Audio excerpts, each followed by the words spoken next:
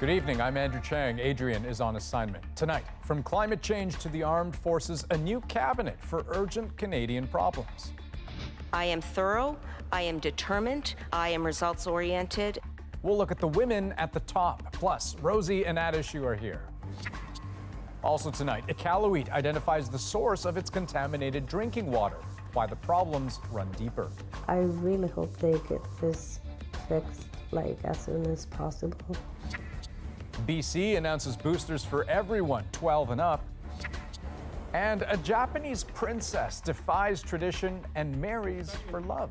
This is like Japanese version of Harry and Meghan's story. Why she's trading Tokyo for New York. This is The National. In so many urgent ways, Canada is at a pivotal moment. Pandemic economic recovery is ramping up. Ottawa's relationship with Indigenous peoples is fragile.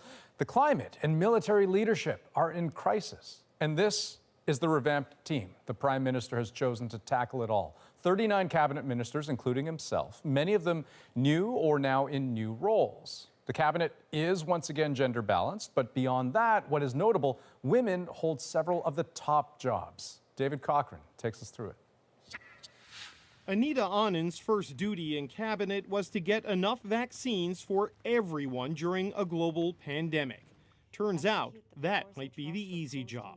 As Minister of National Defense, she's now being asked to help change the culture in an institution riddled with allegations of sexual misconduct. We know there is a crisis within the culture in our Canadian Armed Forces. I am thorough, I am determined, I am dogged, and I am results-oriented, and I will be dedicating all of my energies towards this task.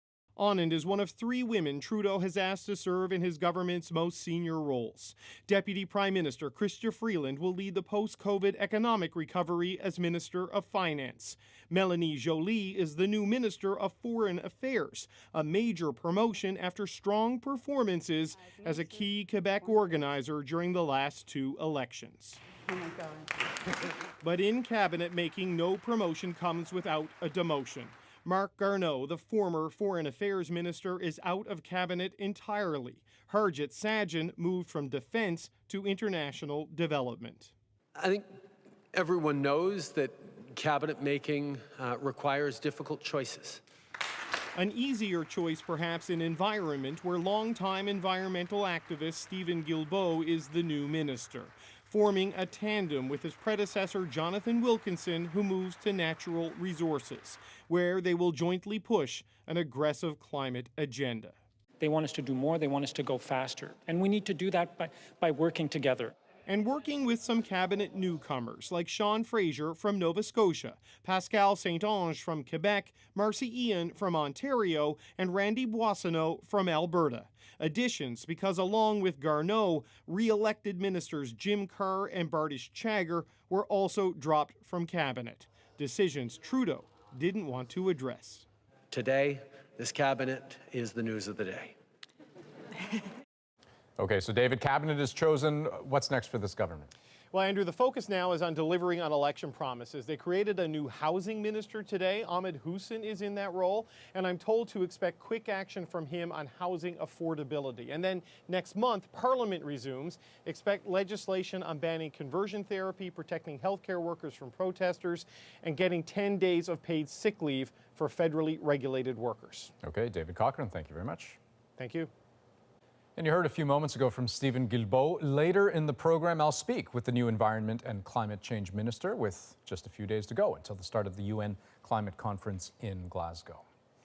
Well, new names were attached to 2 other key portfolios today, Crown Indigenous Relations and Indigenous Services. Experienced ministers moving into both roles. Olivia Stefanovic explains. A partial overhaul to repair a relationship at the center of this government's mandate. Mark Miller takes over Crown Indigenous Relations from Carolyn Bennett. L'Honorable Patricia Haidu. While Patty Haidu moves from health to Miller's old job, Indigenous Services. I, Carolyn Bennett. Bennett remains in cabinet, but in a newly created role, Minister of Mental Health and Addictions and Associate Minister of Health. That's wonderful. It's great to have an ally there. The shakeup is going over well with many Indigenous leaders. Those relationships are really important, and continuity of some of these faces is important to us because that's really key in relationship building. It's actually a welcome change. I think that Minister Miller has exhibited tremendous work ethic, some tremendous goodwill. But they say the federal government needs to continue building trust. The Prime Minister himself, has made certain statements. There's no relationship greater than this one. Well, then prove it. Miller says he intends to do just that. This relationship started with land. The relationship has been broken because of land theft, and it's time to give land back. So it really does matter what they do, not less than what they say. For some, that means promising to end the legal fight against a landmark human rights tribunal ruling to compensate Indigenous children. You cannot reconcile when you're fighting this generation of kids. Ottawa has until end of day Friday to decide whether to appeal a federal court ruling on the case. The government isn't yet saying what it will do. The choice could set the tone for the new cabinet's relationship with Indigenous peoples. Olivia Stefanovich, CBC News, Ottawa. And something you may have missed during today's proceedings, that prominent painting seen behind Governor General Mary May Simon is a brand new addition to Rideau Hall. It's the work of renowned Quebec artist Jean-Paul Riopel. At 4 by 5 meters, it is the largest he's ever painted, which is probably why it took what seemed like a small army to assemble it inside the hall. Okay, we are going to switch topics for now, but not for long. Rosie and At Issue will be here in about 20 minutes with their takes on the new cabinet. But let's turn now to the COVID situation in this country. Officials in BC are planning to make booster shots available to everyone over 12 years old by next year. It is the first province to make such an announcement. Brady Strachan has those details. As British Columbians head into the winter months, public health officials here have got their eyes on the future. Most of us have good, strong protection, and we don't need a booster dose right now. But come next spring, it is something that we should consider for longer-term protection. BC is the first province in Canada to announce third-dose vaccinations to the broader public. The province has already been giving them to people who are immunocompromised and residents in long-term care homes. Between now and the end of the year, the province will offer them to people living in rural Indigenous communities, people aged 70 and over, and some healthcare workers. Then, starting in January, anyone can get a booster shot 6 to 8 months after their second dose. I think it's forward-looking. It shows some element of leadership, and I suspect that other provinces will follow and announce similar programs. Nearly 90% of eligible people in BC have received a first dose of a COVID-19 vaccine. 85% are fully vaccinated. Many British Columbians welcome the booster shot plan. Get your flu shot and get your third vaccine, and we should be good to go. I think you'll have a good group that will say, okay, yeah, I just want to get the third dose just so it would make me feel safer. I'm definitely all for it. As soon as we can get all vaccinated even more, it's just keep us all healthy and safe, and that's the key thing, just to get back to normality.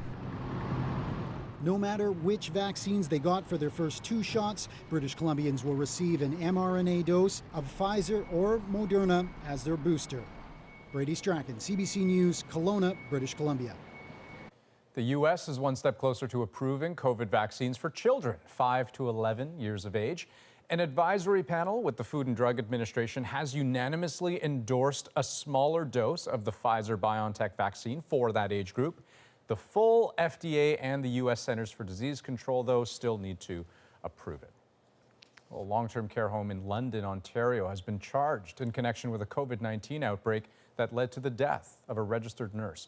Kensington Village is accused of misleading health inspectors and not providing proper training for staff.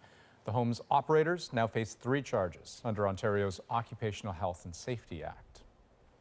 Well, even before the pandemic, the Ontario government had scaled back proactive inspections in long-term care homes. Today, a reversal by that same government. But why now, and is it enough? Katie Nicholson takes a look.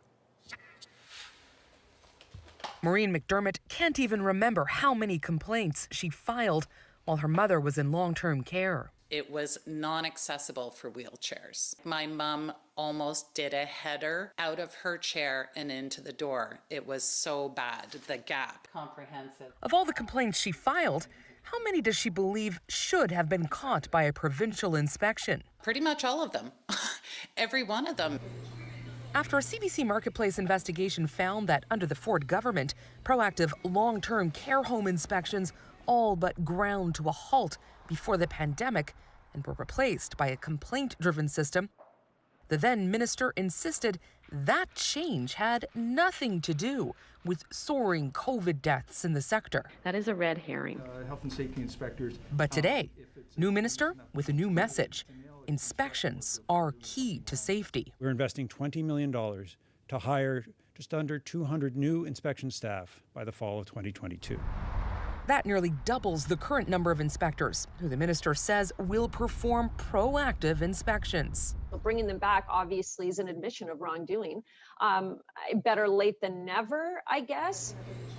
Advocates say inspections alone aren't enough. You have to have significant penalties with teeth. This is a change to our inspection regime. Those penalties will be announced Thursday. The big change I'm hoping is going to be the actual laying of charges. We haven't seen that.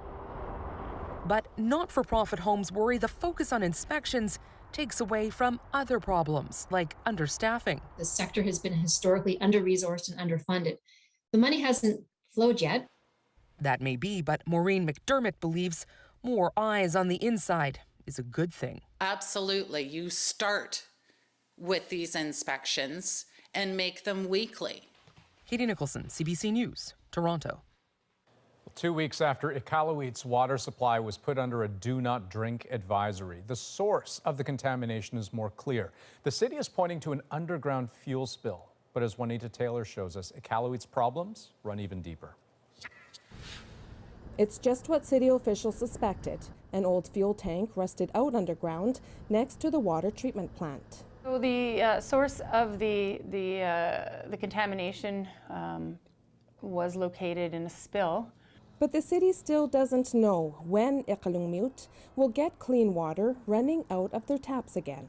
Having to use a lot of water, you realize how much water you use daily for cooking, baking, to wash hands. It's like living on the land. Melia Tikigvik has been getting that water from the river. This single mom of 2 boys is expecting another child this spring. Taking a shower sometimes, especially when I smell it, but I have no choice. I really hope they get this fixed. But the water crisis points to a much wider problem in Iqaluit. It's aging, crumbling infrastructure. The city spends a lot of money every year on fixing pipes, fixing leaks, and replacing old pipes. The city needs a long-term water supply. The city has recently applied for $180 million to support its long-term water strategy. But the fact is, we shouldn't be in this situation. The federal government has always said pretty words don't fix situations. Throwing a little bit of money for Band-Aid solutions, Band-Aids fall off. The new minister in charge of Northern Affairs is promising long-term solutions. We have Canada's largest infrastructure program in history, and I'm looking forward to working with the city. The city still has to complete a flushing program to make sure all the contaminants are out of its pipes, and more water testing. We want to remove the do not consume order as soon as we can, but we need to be certain that it's safe. Melia Tikigvik is staying patient. One of the things I know that's not going to stop me is baking, because I love doing that over the weekend. But she says she wonders if the state of emergency was happening in southern Canada, clean water would be flowing through the taps by now. Juanita Taylor, CBC News, Iqaluit. Well, to Alberta now, where the results are out for last week's referendum on equalization payments. Almost 62% of Albertans voted to remove equalization from the Constitution. This is a powerful statement today, a democratic statement where Albertans are demanding to be respected. So Jason Kenney says he plans to move ahead with the process for a constitutional amendment. However, experts say there is virtually no chance there will be any changes because it would require federal approval and support from other provinces. As for moving to permanent daylight savings time, that was a much closer result. 50.2% of Albertans voted against it. Well, it's early in the NHL season, but there's been a dramatic development off the ice. It involves Chicago's team, a long-standing investigation, and lingering questions about what comes next. Cameron McIntosh explains. It's over. Patrick Kane has scored the goal. On the ice in 2010, that goal gave Chicago its first Stanley Cup in 49 years.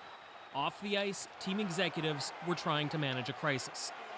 A sexual assault complaint against video coach Brad Ulrich made by a player known as John Doe. Their decision, deal with winning the Stanley Cup first, Ulrich second.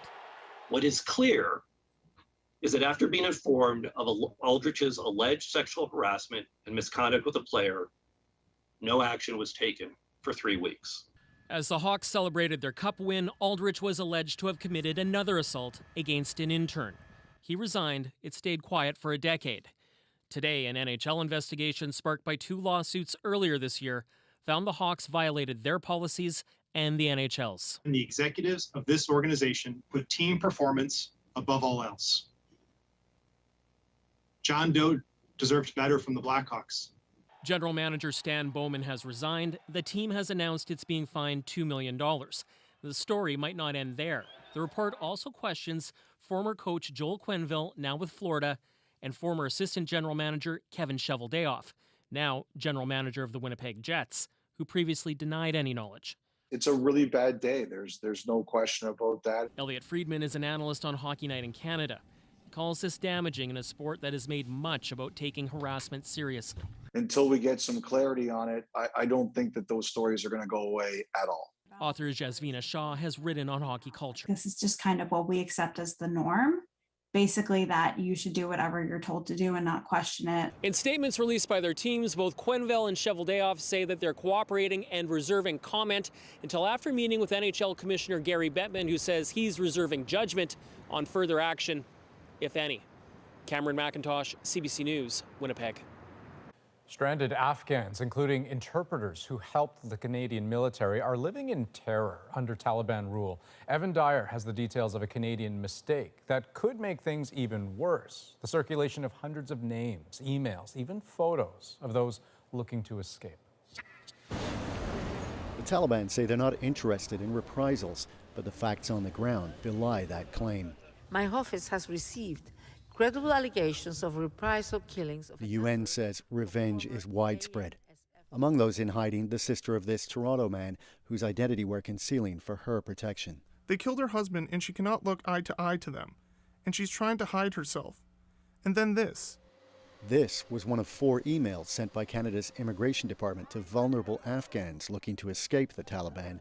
They were sent to reply all, meaning the Taliban only needs to get 1 email to see everyone on the list, both names and faces in many cases, including this man's sister. This can put lots of vulnerable people at further risk of being targeted, being arrested, or even being killed by the Taliban, who do not want people to be in touch with the foreigners. The same thing happened last month in Britain, prompting a swift and public response. It was brought to my attention at 2000 hours last night there'd been a significant data breach. To say, Mr. Speaker, I was angered by this was an understatement, and I immediately directed an investigation to take place. The Canadian League is even bigger, several hundred names. The Canadian government didn't acknowledge its mistake publicly, but instead had a public servant send an apology letter to those affected, asking them to delete their emails. Not great news for a new immigration minister on his first day in office. There have already been information that's been compromised. It's something that I'm going to look at with the department when I meet with them immediately following this press conference. The response should include helping those who were exposed, says this advocate. If you have leaked their data, then you're contributing to putting their safety, at risk, and that Canada needs to take some steps to expedite their process. In the meantime, it's extra fear and anxiety for several hundred very vulnerable people. Evan Dyer, CBC News, Chelsea, Quebec. Well, a Japanese princess gave up her royal status and money to marry for love. Coming up, we'll tell you why the decisions caused some anger and commotion. Plus, what I have right now as an extraordinary team that is reinvigorated. Trudeau does an overhaul of cabinet. What do the moves signal? Rosie and the At Issue panel are here, and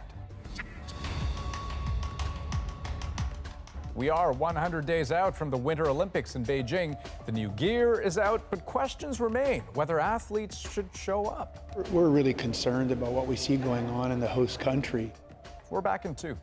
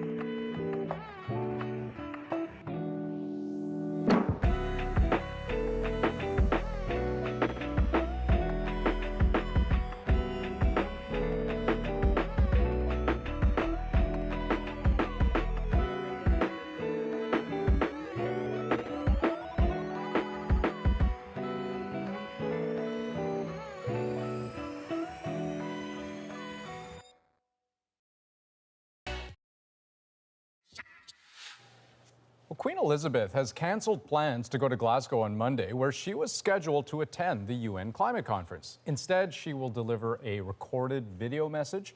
Buckingham Palace says she is following medical advice to rest. Last week, the Queen spent a night in hospital, for which very few details have been released. Well, Japan's Princess Mako has married a commoner and left the royal family. As Lindsay Duncombe tells us, their love has to conquer some pretty strong public opposition. There was no pomp, little ceremony, just a news conference and a pledge of love. Kai means everything to me, Japan's now former Princess Mako told reporters. This marriage is needed for us to live and cherish our feelings. You only live once, her new husband said. I want to be with the person I love. Kai Kumura was a commoner. The couple met at school, and in order to be married, Mako had to leave the Japanese royal family because she's a woman, and that's the way it works in Japan. Princess Mako's marriage will reopen the conversation about those gender issues within the royal family. Women are not in the Japanese line of succession. By law, the emperor has to be a man. Like an aunt before her, Mako renounced her title and gave up a fortune, turning down a traditional payment of more than $1 million. It was a big deal.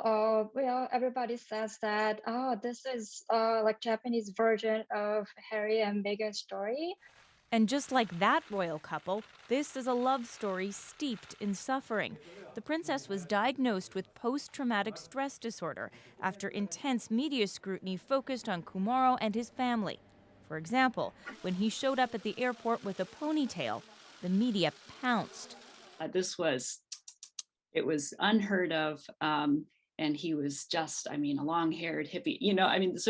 The similar kind of commentary was floating around. He has since lost the ponytail. Some traditionalists protested the marriage. People fear the image of the royal family will be sullied. I have a hard time feeling genuinely happy for them. The couple will live in New York, where he practices law and where the spotlight won't be as intense. Lindsay Duncombe, CBC News, Vancouver. Next on The National, Rosie's here with a special Tuesday at issue. Rosie. Hey, Andrew, tonight we're obviously going to talk about some of the promotions in cabinet, like this one. I'm honored that the Prime Minister has asked me to take on this role. That and more coming up with Chantal, Andrew, Althea, and Elamine. See you soon.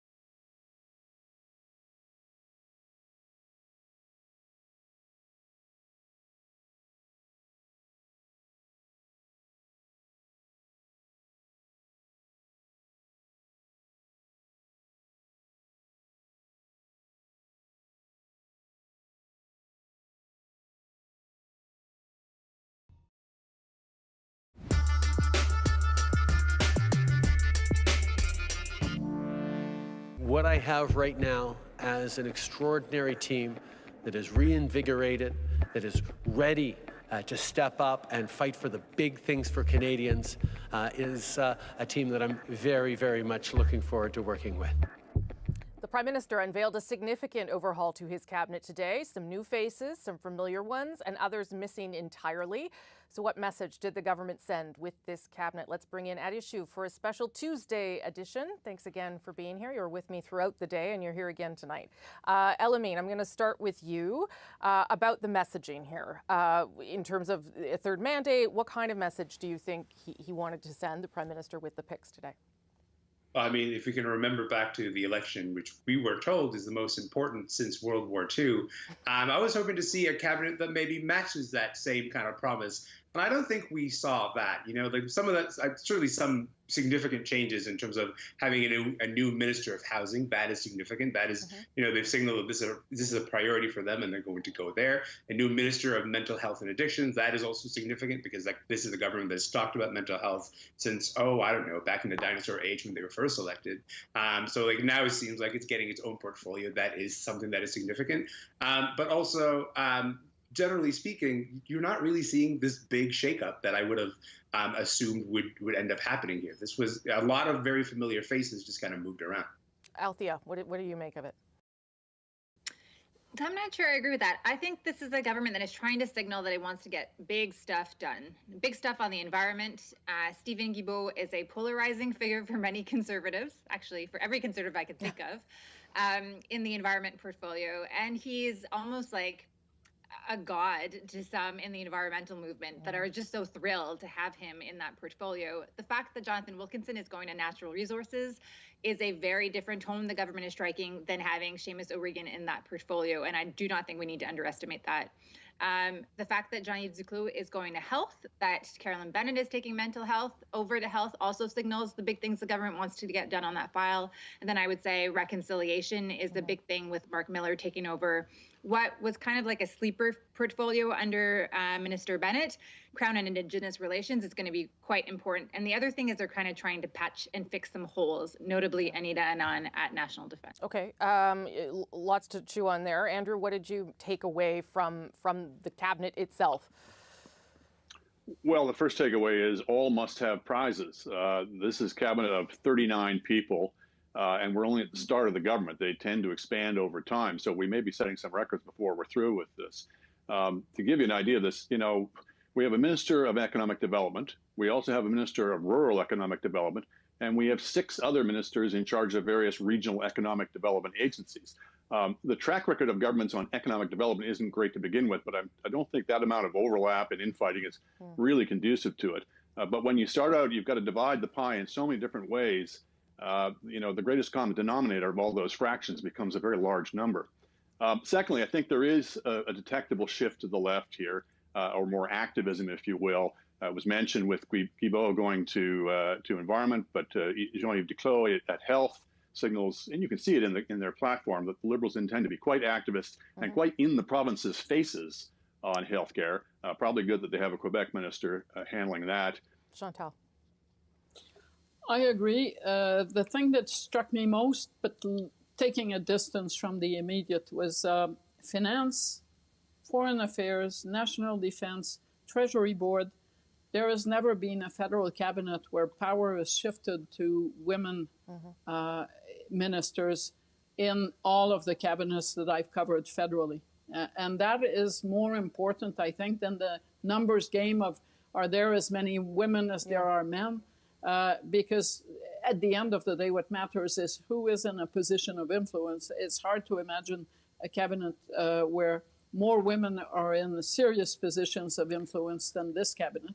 Okay. So that would be my main takeaway. I also don't think they're going left. I think that when they appoint Stephen Guilbeault and Wilkinson jointly on those files, they are, or Duclos for a more proactive health position on federal provincial take. They are basically fulfilling what they told Canadians that they would do in the election. You talked about the Minister of National Defense, Anita Anand. She's taking over that role, the first woman of color to have it, the first woman to have it since 1993. She did talk a little bit about what she's bringing to that role. Let me show you this. The fact that I'm a woman is, I guess, one aspect of that calculation, but there are other areas of expertise that I will also be imparting to my role, including my expertise in governance and my knowledge of law and process. I find that answer really interesting, Elamine, because she's obviously given this some thought over the past however many days she's known about the things she can bring to bear in terms of her own career and her background. She's also, obviously pushing back against an early anxiety, which is, okay, you're going to bring in a woman into this role in a department that needs a lot of overhaul and needs a lot of thinking about how they're going to tackle the sexual assault and sexual harassment crisis in there. Is she going to be set up to fail in some kind of way? And I think she's sort of getting ahead of that question by saying, this is an area that I do have some expertise in, and I'm going to be able to handle it. I'm not sure that it's going to sort of extinguish those questions because, once again, we haven't seen the mandate letters just yet. But one thing that is kind of an early flag at this point is, okay, you have a minister in this role. We're all familiar with the concept of the glass cliff, which is when you set up a woman in a very high position and say, okay, this is your mess to clean it up, but not give her necessarily the support and power to do something about it. And that is a real worry heading into this thing, because this has been a problem for how many years now, right? Yeah. Talk about that, Althea, but also the promotion for Melanie Joly, because that is quite a recovery and quite a fast recovery for her in terms of her career.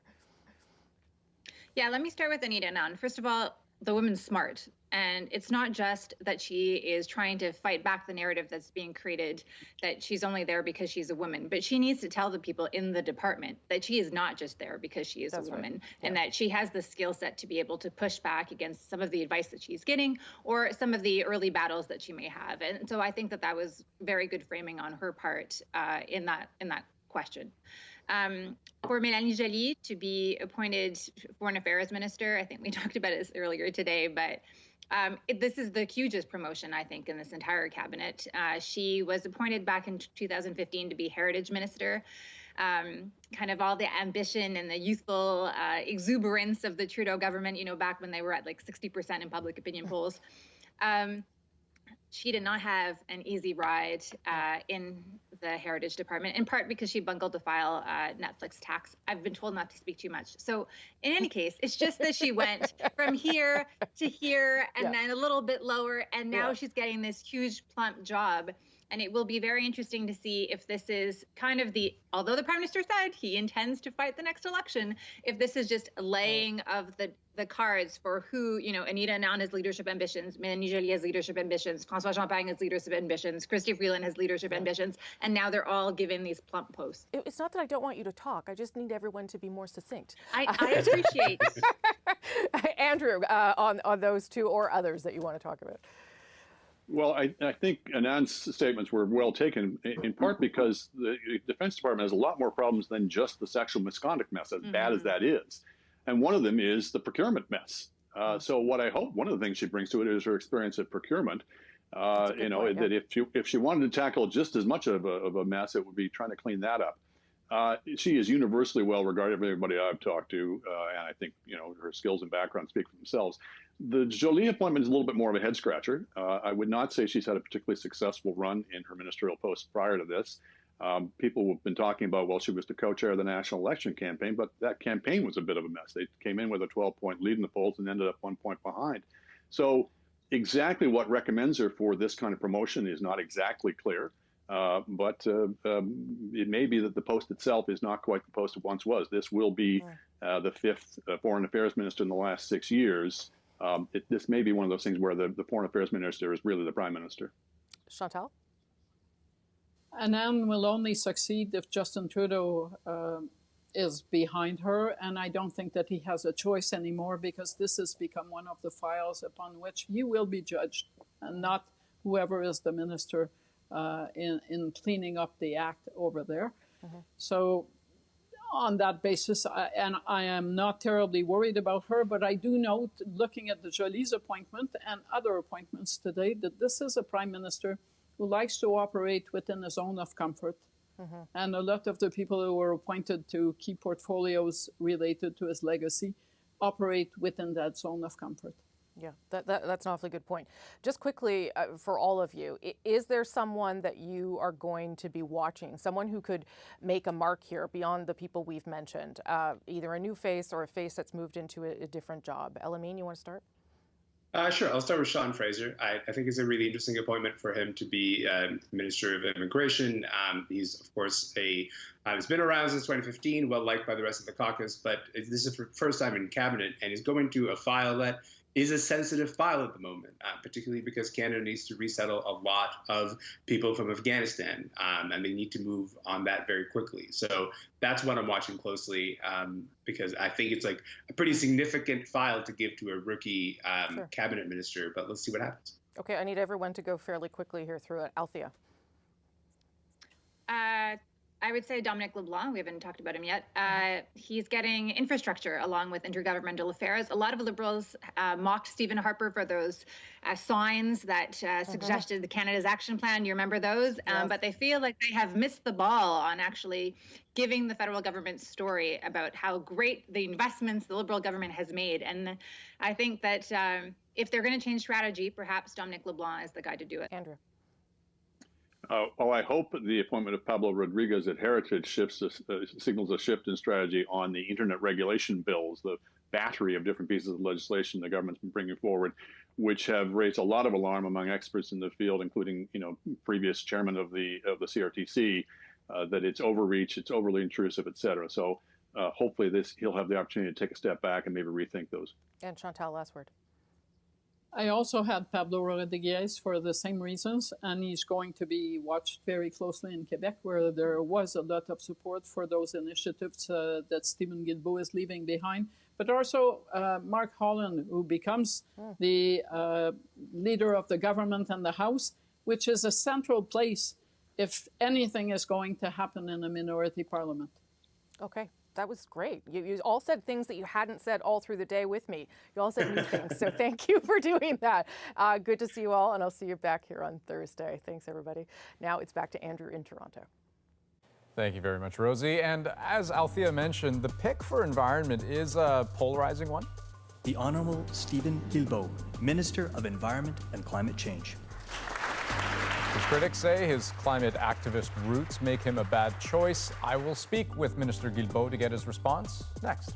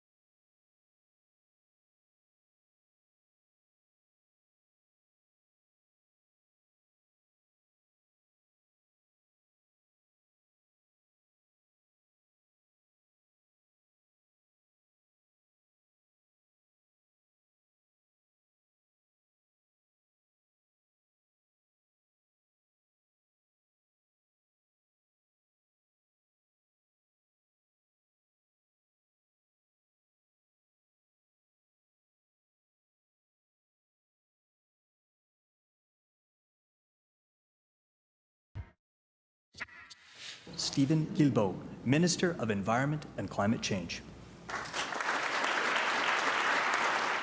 It is a big shift in Trudeau's new cabinet. Stephen Guilbeault as Minister of the Environment and Climate Change. And the timing is important. We are just days away from the upcoming UN Climate Change Conference in Glasgow. So let's speak with Minister Guilbeault himself. Congratulations, first of all, Minister. Thank you very much, Andrew. So, hey, you're not going to have a whole lot of time to waste, right? COP26 in Glasgow coming up. What's one concrete thing we can expect from Canada on that particular world stage? Well, the presidency of the conference, the UK government, has asked Canada to co-chair a working group on a very important element of the negotiations, which is a commitment that industrialized countries made in 2009 in Copenhagen to provide $100 billion per year of funding to help developing countries face climate change, basically. And unfortunately, we, the industrialized world, we haven't met that promise yet, but my predecessor, my colleague and friend, Minister Wilkinson, has been asked by the UK presidency to co-chair a working group to land this money. And that's a very important element for dozens and dozens of countries around the world, developing countries who look to us to help them face the impacts of climate change, because frankly, over the years, they haven't contributed. Alberta's Premier Jason Kenney is already on record as saying your appointment is problematic because he wonders whether you're capable of taking an approach to climate change that also preserves jobs. I mean, what should he and the rest of us understand about how you are going to approach this portfolio? If you look at what's happening right now on the world stage, investors are moving away from fossil fuels and investing in clean technologies, in renewable energy. The economy of the future will be a green economy. And what we've heard during the last election from coast to coast to coast is that people care deeply about what's happening to our planet, and they care deeply about climate change. The new mayor of Calgary, one of her first order of business will be to declare a climate emergency. So it's not just in Quebec, it's not just in British Columbia, but throughout the country, people are very concerned, and they're demanding that their governments, and certainly including the federal government, do more in the fight against climate change. But we need to do this in a way that makes sense, obviously. And I will be happy to work with Alberta, with Premier Kenney, and with all the other provinces and territories and municipalities and business sector and the civil society to ensure that we do this wisely in a way that makes sense for people, for our communities, but also for the sake of our children and for the sake of our environment. Minister, I'm afraid we're out of time. We're going to have to leave it there. Thank you so much, though, for this opportunity to chat. And once again, congratulations on the appointment. Thank you very much, Andrew. Okay, next on The National, we're going to get a look at what Team Canada will be sporting at the Winter Olympics in Beijing. But some are calling for a boycott. We'll tell you what athletes think next.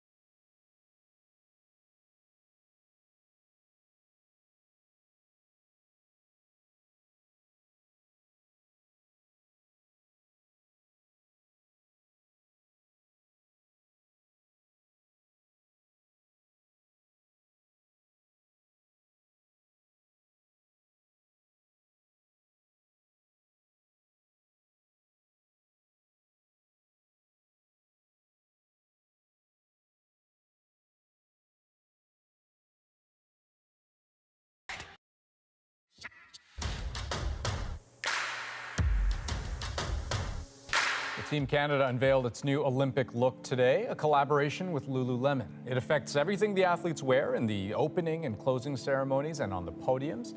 And it's a big change from the past 16 years, during which the Hudson's Bay Company has dressed Canada's athletes. And don't look now, we are just 100 days out from the Winter Games. Jamie Strachan looks at how athletes and organizers are feeling. New Team Canada uniforms today for a Winter Games in a country still fending off old criticisms. We're really concerned about what we see going on in the host country. And yet, talk of a Beijing boycott has faded. The Canadian Olympic Committee was the first to say that keeping athletes home wouldn't improve human rights in China or prompt democratic reforms. We're part of the Olympic movement and part of the bringing together of 206 countries in the peaceful sporting competition of the Olympic Games, and that's what we think is what we have to focus on. A golden moment! The focus for athletes like freestyle skier Cassie Sharp winning medals at events they have trained their whole lives for. Cassie Sharp taking gold medal. It's challenging for us because we're not politicians, we're not the government, we don't know how to help. All we can do is support and come out and be athletes and do what we're meant to do. That has been the COC's message to athletes. Make the best of things. It's not their fault, let's say, that the Olympic Games are taking place in a country over which they had no choice. But we're telling them to focus on the games, to express themselves if they feel troubled by where they're taking place. China stepped up to host these games when few other countries wanted them. Beijing will become the first city to host both summer and winter games.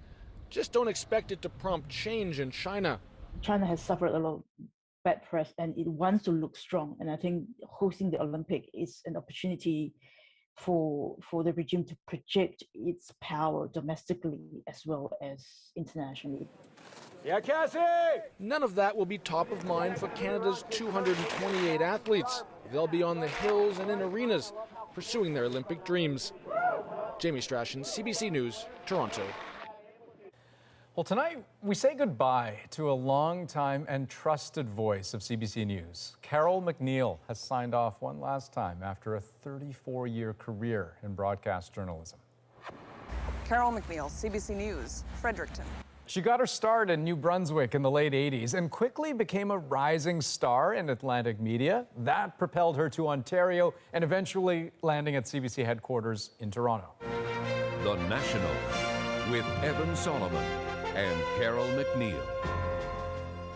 Good evening, everyone. She would go on to report from the U.S. and Afghanistan, interviewing high-profile guests and hosting multiple national programs on the CBC. Tonight, she signed off one last time from our airwaves. I thank you for sharing your stories and opinions with me and allowing me to serve you for so long. I'll miss you. We will miss you too, Carol. Next on The National, Calgary using a bit of humor to keep you safe on the road. And it's all thanks to one engineer, the highway signs, and the brains behind them. They're our moment next.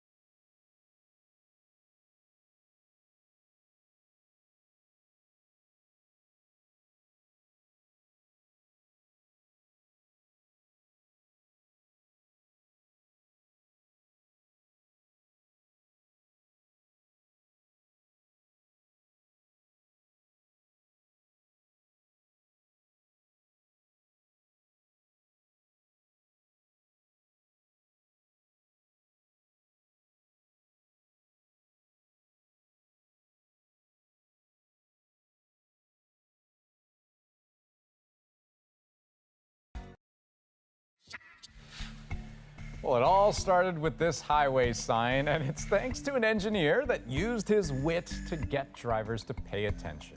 Joseph Cruz works for Calgary's Transportation Department. He's new to the job, but already making his mark, one digital highway sign at a time. His humor is our moment.